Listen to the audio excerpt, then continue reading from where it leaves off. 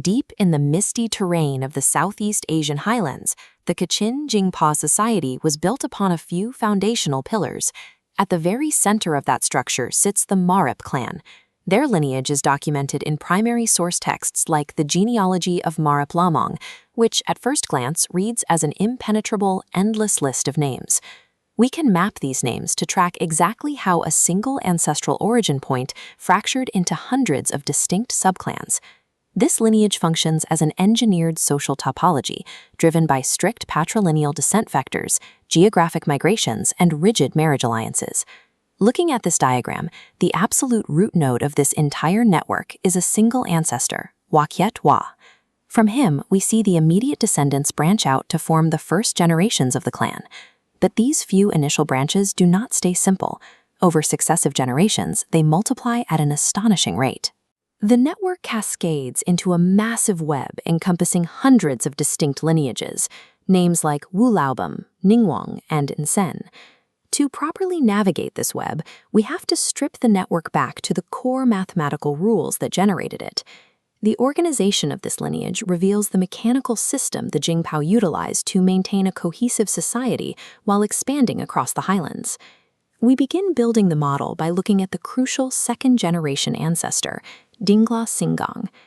After migrating to the Ningran region, he established himself as a powerful patriarch. Here, he formed a major union with a wife from the Latau clan. He also formed a second major union with a wife from the Hukawng clan.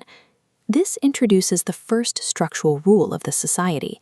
While descent is strictly patrilineal, passed exclusively through the father, major clan branching is dictated by the mother's distinct identity.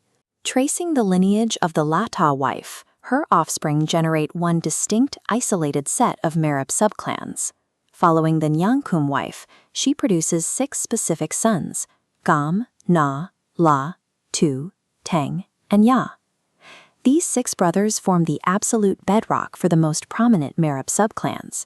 The son Na, for instance, is the direct origin point for the massive Uma subclan, and the son Teng anchors the expansive Lamawang subclan.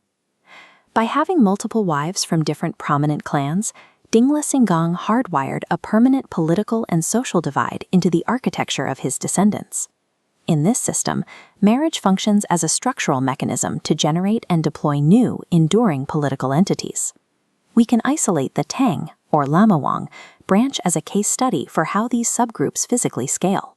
This historical table outlines exactly how the Lamawang lineage fractured. It explicitly lists 31 specific Tinga, or subclans. Scanning the columns, we see households like Sana, Shiroi, and Wang. The sheer diversity originating from one single node is massive. Why would a unified lineage like Lamawng need to divide itself into 31 separate named households? The catalyst was physical geography. Migration forced the fracture. The historical texts trace these migrating families slowly moving along the dense western banks of the rushing Mali River. As they pushed deeper into the Hukawng Valley, the rugged terrain forced the migrating families to settle in isolated geographic pockets. Physical distance naturally severed daily contact. To maintain social order over vast areas, these scattered families required new, localized identities. The central Lamawng node explodes outward, creating 31 distinct settlements mapped across the topography.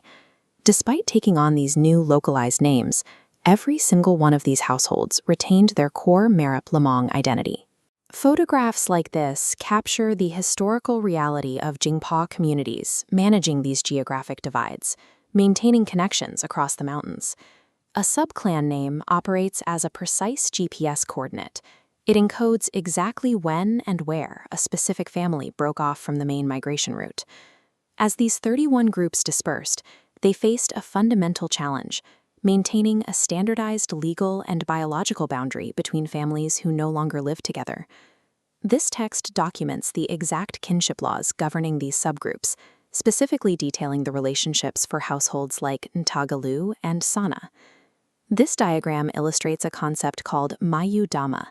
This is a strict, asymmetrical system of wife-giving lineages and wife-taking lineages.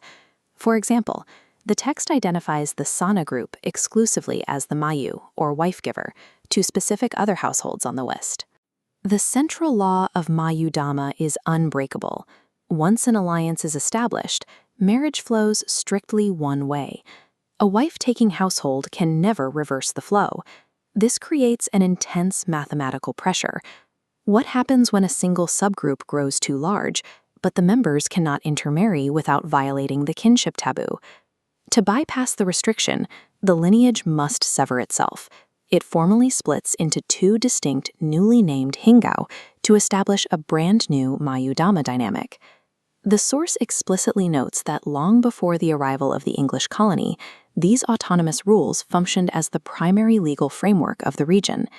The rigid rules of who could marry whom operated as an invisible social engine, forcing the clan into a constant state of expansion and diversification. Returning to the exhaustive list of subclans recorded at the end of the source text, the sheer volume of names now carries a distinct logic. This fully expanded constellation of the Marip clan functions as a sociological blueprint. We can now read this network. Every outward branch represents a physical migration across the terrain. Every dense cluster reveals a locked-in marriage alliance. While a modern Western family tree is usually recorded as a piece of personal history, the Jinghpaw recorded this data to establish jurisdiction and social order. These structural networks remain a living legacy embedded in modern Jinghpaw culture today. The dense list of names in the Marip genealogy is an encoded operational manual detailing how a society organized itself to survive in the highlands. In the rugged topography of the mountains, these bloodlines provided a standardized infrastructure for governance and alliance.